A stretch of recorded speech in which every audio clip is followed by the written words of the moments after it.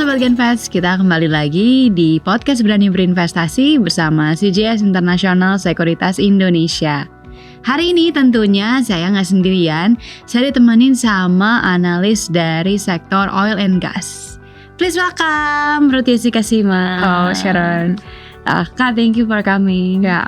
Nah, kita tuh hari ini karena kedatangannya Kak Ruth, kita hari ini spesial mau ngomongin tentang oil nih. Oke. Jadi oil itu kan emang beberapa waktu ini tuh naik. Sebenarnya tuh ada apa sih Kak? Jadi kalau misalnya kita ngomong kenapa sih harga minyak akhir-akhir ini naik gitu ya.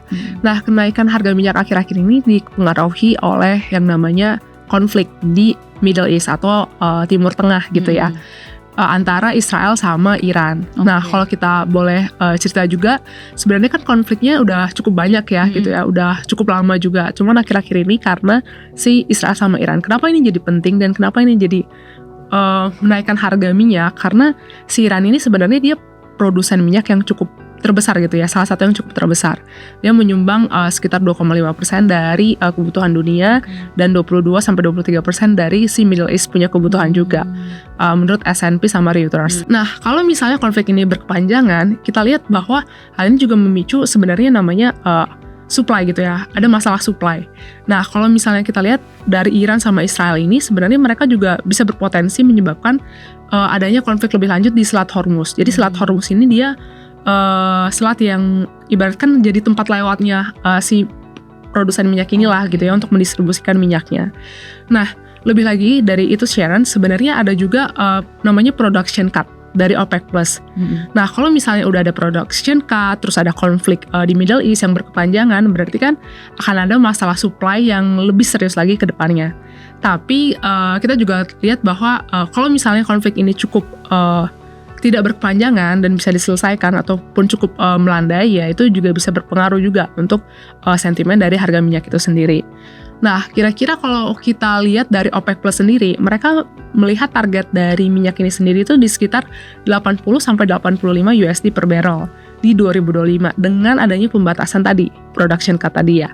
Nah, kalau dari kita sendiri memforecast bahwa sebenarnya karena adanya ekonomi yang cukup slowing down di 2024 ini, dan juga mungkin pertumbuhannya tidak setinggi yang tahun kemarin, selepas dari COVID kemarin. Nah, kita juga lihat bahwa sebenarnya harga minyak sendiri itu di sekitar 80 USD per barrel di 2024. Dan kalau untuk 2025 mungkin akan cukup slowing down ketika tidak ada konflik yang berkepanjangan lagi gitu di Middle East sendiri.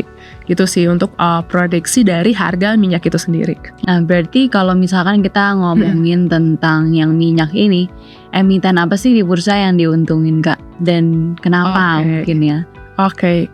Jadi untuk emiten apa sih yang bakal diuntungkan dari adanya kenaikan harga oil ini? Sebenarnya ada beberapa emiten yang di luar coverage kita jangan juga diuntungkan. Misalnya seperti Wins ataupun Raja Rukun Raharja. Tapi untuk dari coverage kita sendiri, sekarang kita cover tuh oil and gas tuh ada 3. Ada Akra, ada Pegas, ada Medco. Nah, yang paling diuntungkan itu ada Medco. Kenapa? Karena memang Medco yang dia punya kilang minyak dan memang dia produksi minyak juga gitu kan. Sebenarnya bukan cuma minyak sih, tapi gas juga dia produksi. Nah, sebagai produsen minyak, Medco itu mendapatkan manfaat langsung dari kenaikan harga minyak. Nah, di first half sendiri dia itu targetin sekitar 145 sampai 150 MBOEPD, atau mungkin kalau kita biasa bilang tuh 145 sampai 150 kilo barrel per day, ekuivalen minyak per day. Nah, tapi harga jualnya tuh udah di 81, which is itu lebih tinggi tuh dari harga yang sekarang kan sebenarnya. Dan mereka bisa produksi sekitar 153 MBOEPD gitu di first half kemarin. Berarti kan sebenarnya lebih tinggi daripada targetnya mereka. Belum lagi kalau harga oil naik, berarti kan keuntungannya ke mereka semua kan nanti gitu. Terus ada lagi nih, selain dari harga oil, sebenarnya kalau kita ngomongin harga oil itu dia dipicu oleh geopolitical tension. Jadi berubah-berubah. Mungkin sepanjang tahun kita lihat sebenarnya dari titik tengahnya nggak kemana-mana. Tapi kalau dari Medco sendiri kenapa jadi cukup menarik? Karena dia juga punya alasan fundamental sendiri. Seperti dia masih bakal punya cash yang cukup untuk akuisisi kilang-kilang minyak baru. Jadi dari perusahaan-perusahaan yang udah ada, dia akuisisi. Nah, dia itu bakal akuisisi targetnya itu di Middle East sama Asia Tenggara. Nah, lalu perusahaan kedua yang kita lihat dari coverage kita yang cukup menguntungkan dari adanya kenaikan oil ini, itu adalah AKR Corporindo atau AKRA. Nah, kita biasanya bilang AKRA ya. Nah, kalau AKRA ini dia punya layanan distribusi bahan bakar. Jadi, si bahan bakar oil ini dibawa sama AKRA. Bahkan kalau kita lihat, dia punya pom bensinnya sendiri lah gitu ya. Nah, lalu dia distribusi bahan bakar untuk siapa sih? Untuk industri dan juga untuk tambang, which is mereka pasti butuh dong gitu kan. Nah, jadi karena adanya kenaikan harga ya mereka juga bisa naikin gitu ya harga dari layanan distribusi bahan bakar mereka. Tapi kalau untuk AKRA kita juga perlu meng-highlight selain dari layanan distribusinya mereka, sebenarnya growth driver dari AKRA ini ada dari bidang lain nih Sharon, yaitu dari bidang industrial parknya mereka di JP.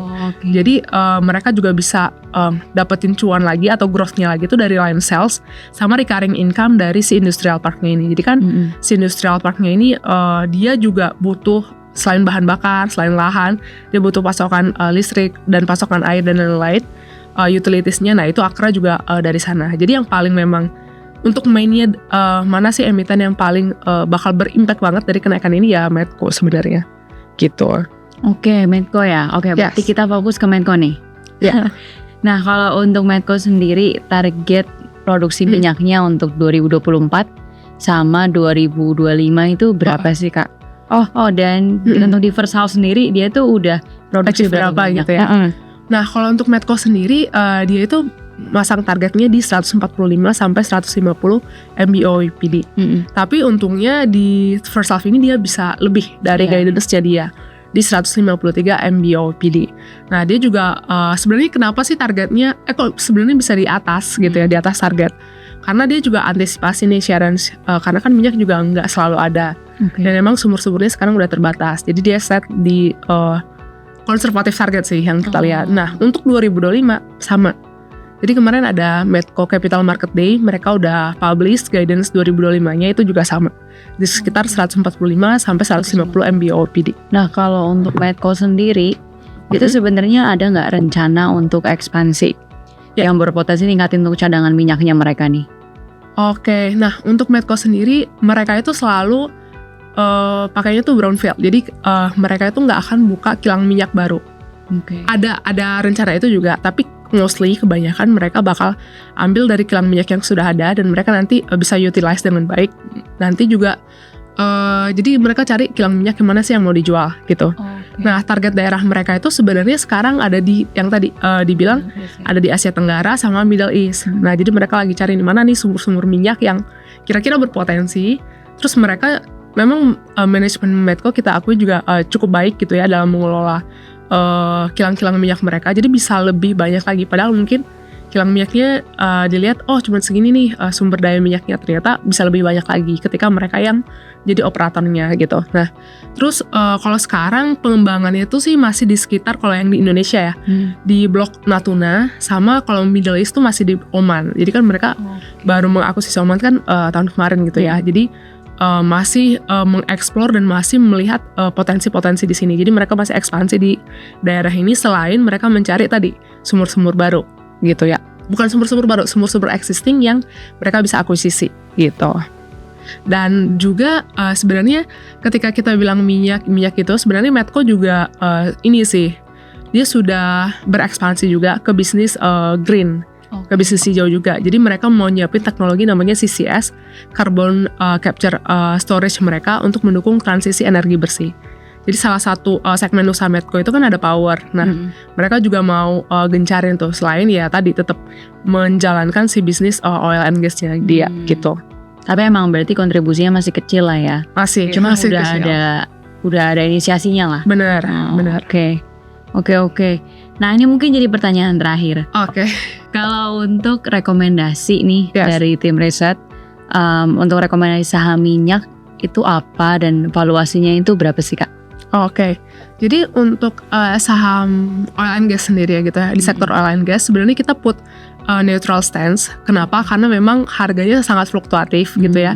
Dan memang keadaan GDP dari berbagai negara juga maksudnya cukup stagnan ataupun bahkan turun gitu. Nah, tapi yang kita lihat lagi ke depannya sebenarnya oil and gas ini sebenarnya masih punya potensi ketika kita lihat fundamental masing-masing perusahaan. Jadi meskipun di sektornya neutral, kita lihat masih ada potensi yang masih bisa tergali gitu dari masing-masing perusahaan. Jadi kita rekomendasinya add semua. Kalau misalnya untuk Medco sendiri, kita target price-nya di 1750 per share. Kalau untuk Akra sendiri di 1800. Terus add juga, terus di Pegas juga ada imbal hasilnya lah gitu ya, yang namanya oil naik juga, meskipun ya nggak exposure-nya nggak segede Medco, itu di 1800 juga. Nah kalau sekarang sih untuk Medco sendiri, selain exposure dari kenaikan harga minyak gitu ya, kita juga lihat bahwa mereka itu punya proyek-proyek strategis di Oman dan Natuna yang bisa dieksplor lagi. Jadi kita masih lihat bahwa Medco ini masih cukup berpotensi, dan untuk valuasinya sendiri sebenarnya masih ada di sekitar 0 standar deviasi rata-rata dari EV/EBITDA ataupun dari PE sendiri. Nah kalau untuk Akra sendiri sebenarnya pertumbuhan margin distribusi mereka tadi cukup baik gitu ya. Mereka udah buka banyak pom bensin juga, kegiatan distribusinya juga berjalan lancar, kenaikan harga minyak, sama tadi ada dari GP-nya sendiri gitu ya untuk growth-nya. Nah, kalau untuk Akra juga sebenarnya masih di sekitar 0,2 standar deviasi lah di rata-rata 5 tahun. Jadi sebenarnya nggak semahal itu juga yang kita lihat sekarang ya. Terus kalau untuk Pegas, dia bisa dapat ini sih, growth-nya itu dari mana sih? Dari permintaan gas yang sebenarnya masih over sama under supply-nya tuh masih beda. Jadi di wilayah Indonesia Timur, Jawa Tengah, Jawa Timur gitu, dia masih over supply gitu ya. Sedangkan under supply di Jawa Barat, karena kebutuhan gas di Jawa Barat kan gede banget gitu. Nah dia juga cukup diuntungkan gitu ya dengan adanya fenomena ini. Lalu dia juga bisa dapat proyek dari Cisem, Cirebon, Semarang, dan itu kita lihat juga sebenarnya jaringan gas yang kalau disambungkan dengan baik, ya dia juga bisa memperoleh keuntungan ke depannya.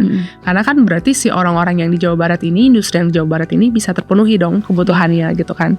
Lalu untuk Pegas tadi target price-nya masih di 1800, dan kita juga lihat bahwa ada pendapatan yang lebih tinggi juga dari sisi LPG-nya juga gitu ya. Sama untuk Pegas sendiri, dia masih diperdagangkan di hampir ya rata-rata di 5 tahun ke belakang lah gitu, baik itu dari PE ataupun EV/EBITDA-nya gitu Sharon. Berarti rata-rata emang potential upside-nya masih di atas 10% ya? Iya, masih di atas 10% dari harga kita podcast ya. Iya, betul. Oke, thank you Kak. Oke, Sobat Genvest, itu mungkin bisa jadi insight baru ya buat teman-teman yang lagi nonton. Dan jangan lupa nih untuk follow Instagram dan juga sosial media kita yang lain di CGS International Sekuritas Indonesia. Dan jangan lupa kita juga punya promo untuk di bulan inklusi keuangan yang bisa langsung Sobat Genvest cek di sosial media kita CGS International Sekuritas Indonesia. Kalau nggak mulai dari sekarang, kapan lagi? See ya. Bye, see ya.